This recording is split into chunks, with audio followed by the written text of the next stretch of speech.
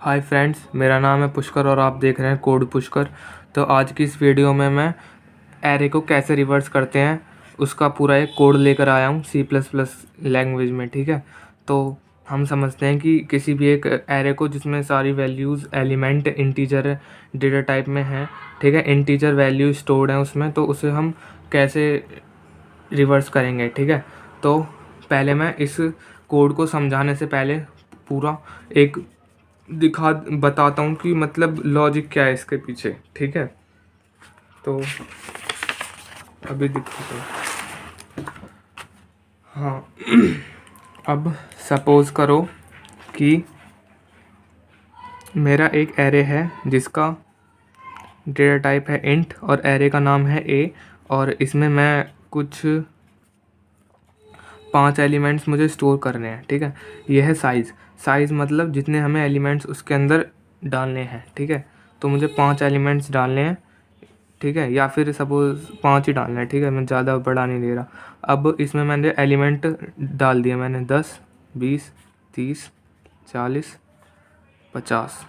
ठीक है, अब आपको पता होगा कि हम एरे के एलिमेंट्स को कैसे एक्सेस करते हैं। ठीक है, अब ये किस बेस पे मतलब हैं यहाँ पे, मतलब अगर मुझे एक्सेस करना होगा किसी भी एलिमेंट को, तो मैं उसके इंडेक्स नंबर के बेस पे उसे एक्सेस करूँगा। ठीक है, अब आपको थोड़ी बहुत जानकारी होगी इन एरे की, मैं एक कंसीडर करके चल रहा हूँ यहाँ पे। मैं बस रिवर्स का कॉन्सेप्ट बताने वाला हूँ कि रिवर्स कैसे होगा, बाकी एरे कैसे प्रिंट करते हैं या उसके एलिमेंट्स को कैसे रीड करते हैं, एक्सेस कैसे करते हैं, वो मैं कंसीडर कर रहा हूँ कि पता ही होगा आपको। ठीक है, तो बस मैं थोड़ा सा ओवरव्यू दे रहा हूँ, फिर मैं रिवर्स कैसे करेंगे उस कॉन्सेप्ट पे आ रहा हूँ। ठीक है, तो मैं एक इंडेक्स नंबर के बेसिस पे ये यहाँ पे एरे डिक्लेयर होता है। अब यहाँ पे हम उसको एक्सेस कैसे करेंगे किसी भी एलिमेंट को, एरे का कोई भी एलिमेंट मुझे एक्सेस करना है, प्रिंट करवाना है वो, तो मैं उसे इंडेक्स नंबर के बेस पे करूँगा कि सी आउट मुझे एरे का नाम जिस नाम से है ए,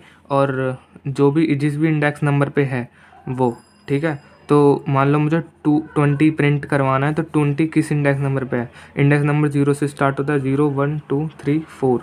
ठीक है, तो 2 पे है मतलब 1 पे है, सॉरी 20, तो मतलब जो भी 1 पे जो भी 1 इंडेक्स नंबर पे जो भी वैल्यू है उसे प्रिंट कर दो। ठीक है, तो 20 प्रिंट हो जाएगा। इस तरीके से एक्सेस हो गया।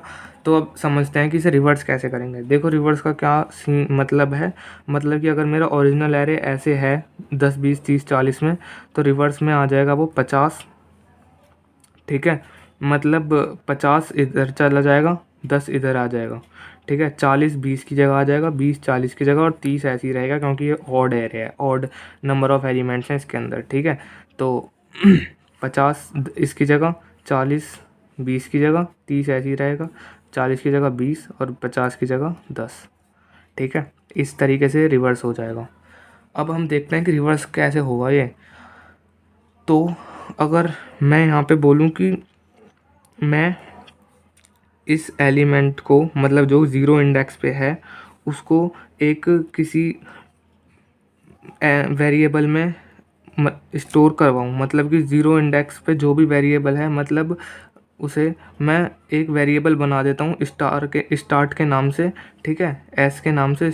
ठीक है, जो कि ट्रैवर्स करेगा फॉरवर्ड डायरेक्शन में इस एरे को। ठीक है, और रिवर्स करवाता जाएगा, अभी मैं बताता हूँ। और फिर मैं एक एलिमेंट और एक वेरिएबल और बनाऊँ जिसको मैं असाइन करवा दूँ इसकी, वो इसके उसके अंदर ये वाली वैल्यू आ जाए, मतलब 50 आ जाए, मतलब कि एरे का लास्ट पार्ट आ जाए, लास्ट एलिमेंट।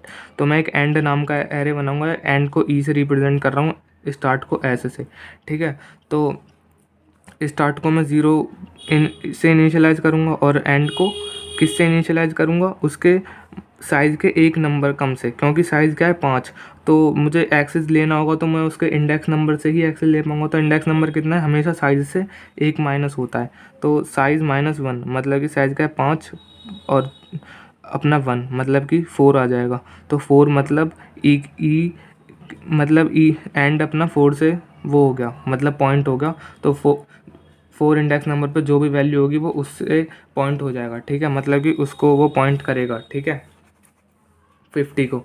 तो अब क्या करूँगा मैं यहाँ पे,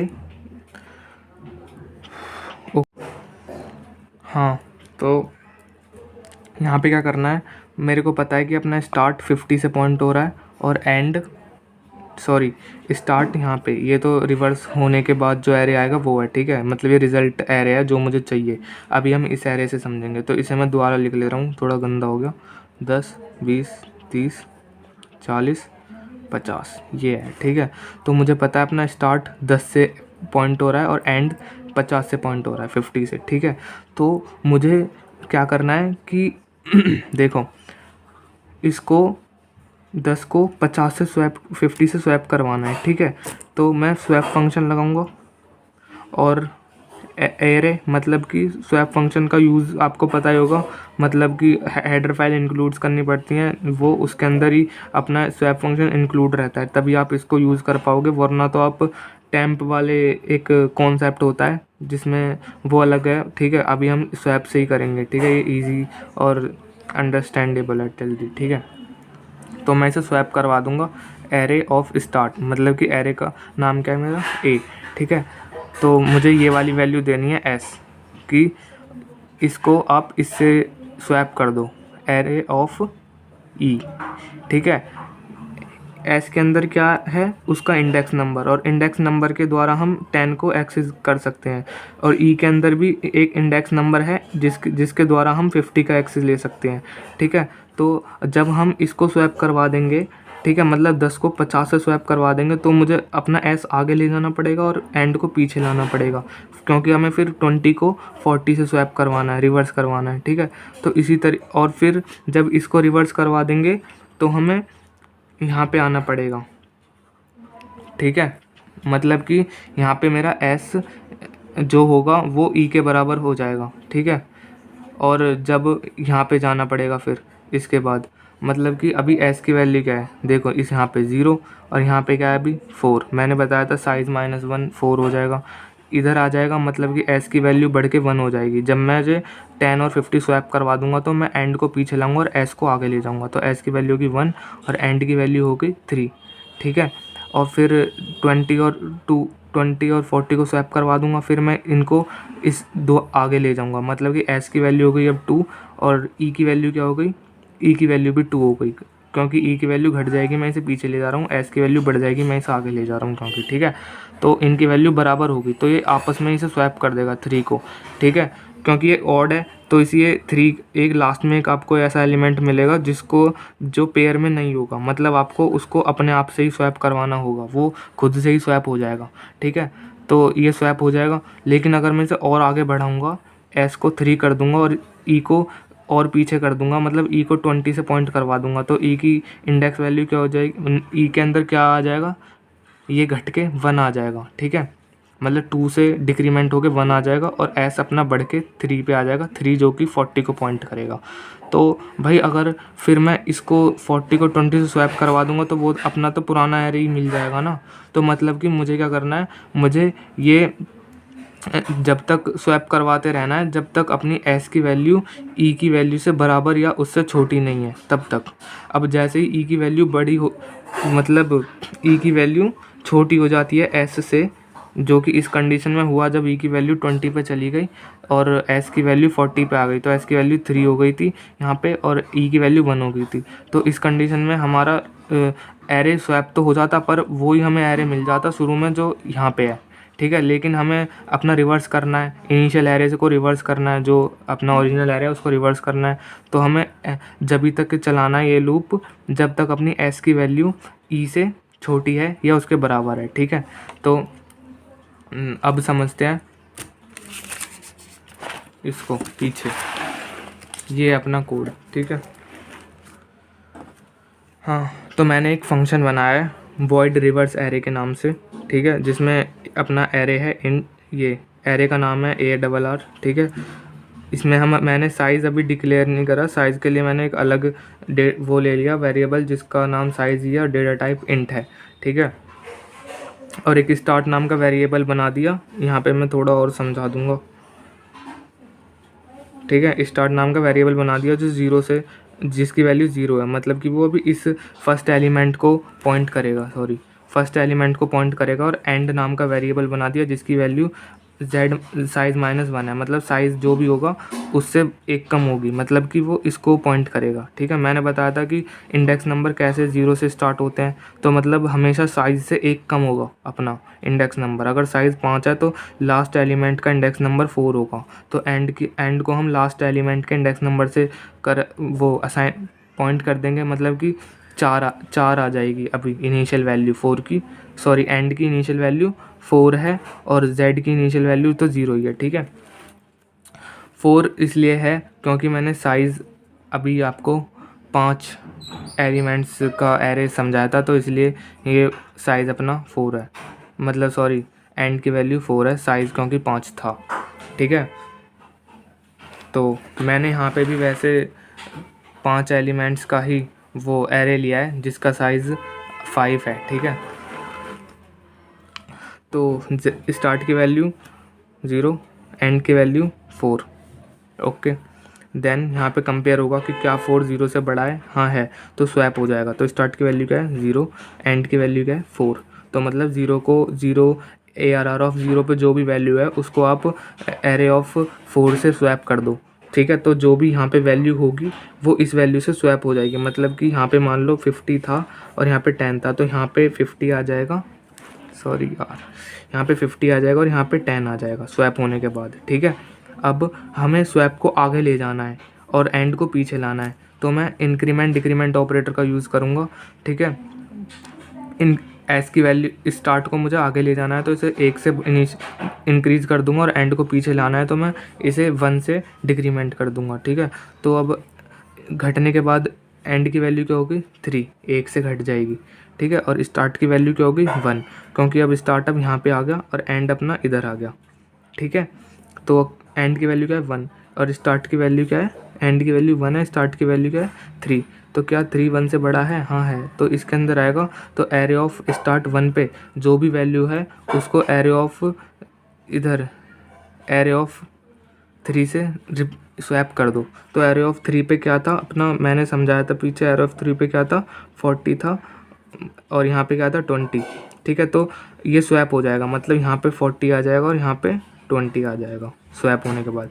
अब मुझे स्टार्ट को आगे ले जाना है और एंड को पीछे लेकर आना है, तो स्टार्ट की वैल्यू क्या हो जाएगी, जब मैं इसे बढ़ा दूंगा 1 से तो इसकी वैल्यू हो जाएगी 2, एंड की वैल्यू क्या हो जाएगी, इसकी वैल्यू हो जाएगी 2, इसकी भी वैल्यू 2 हो जाएगी। ठीक है, तो मैं यहाँ एक =2 का भी वो लगा रहा हूँ। ठीक है, तो मैंने यहाँ पे less than equal to operator का इस्तेमाल करा है, तो क्या 2 2 के बराबर है, हाँ, तो यहाँ पे स्टार्ट ऑफ 2 पे जो भी वैल्यू होगी और मतलब कि एरे ऑफ 2 पे जो भी वैल्यू होगी वही सेम वैल्यू एरे ऑफ 2 पे ही होगी, मतलब कि क्योंकि एंड की वैल्यू भी अब 2 है, स्टार्ट की वैल्यू भी 2 है, तो दोनों एक ही एलिमेंट को पॉइंट कर रहे होंगे, तो वो आपस में स्वैप हो जाएगा। ठीक है, और फिर जब हम ये था यहाँ पे क्या था 30, तो 30 को आपस में स्वैप हो जाएगा क्योंकि ये ऑड है, तो कोई पेयर बन नहीं रहा, एक एलिमेंट है सिंगल एलिमेंट, तो हम इसे आपस में ही स्वैप करवा देंगे, अपने आप से खुद से ही स्वैप हो जाएगा ये। ठीक है, तो इसके बाद स्वैप होने के बाद ये फिर से यहाँ पे स्टार्ट की वैल्यू बढ़ेगी, स्टार्ट की लास्ट वैल्यू क्या थी 2, 2 से बढ़ के 3 हो जाएगी, अब एंड की वैल्यू लगाती लास्ट 2, तो वो घट के 1 हो जाएगी। लेकिन जब ये फिर ये वाइल लूप में अपनी कंडीशन चेक करेगा कि स्टार्ट हो गया 3 और ये हो गया 1 कर लो, तो ये ट्रू फॉल्स डिक्लेयर होगा क्योंकि 3 तो 1 से बड़ा है ना, तो इस लूप से बाहर आ जाएगा और अपना रिवर्स एरे अपना तैयार हो जाएगा, बस इसे प्रिंट करवाना है, तो हम इसे मेन फंक्शन में प्रिंट करवा देंगे। मेन फंक्शन में हमने एक एरे को डिक्लेयर करा है जिसमें 5 एलिमेंट्स हैं 1 2 3 4 5। ठीक है, और उसके साइज़ मैं निकालूंगा एरे साइज़ ऑफ AR, मतलब साइज़ ऑफ ऑपरेटर का यूज़ करके। ठीक है, ये मुझे बताता है कि आप पर्टिकुलर जो भी आप डेटा टाइप यूज़ कर रहे हो वो कितना बाइट्स का है। ठीक है, तो ARR मतलब कि मैं यहाँ पे जो भी एरे का मैंने जिस नाम से डिक्लेयर करा है वो डाल दूंगा यहाँ पे, तो टोटल एलिमेंट्स में जितने भी वो टोटल बाइट्स कंज्यूम कर रहे होंगे, total number of element, total bytes जितने भी बाइट्स कंज्यूम कर रहे होंगे वो आ जाएगा।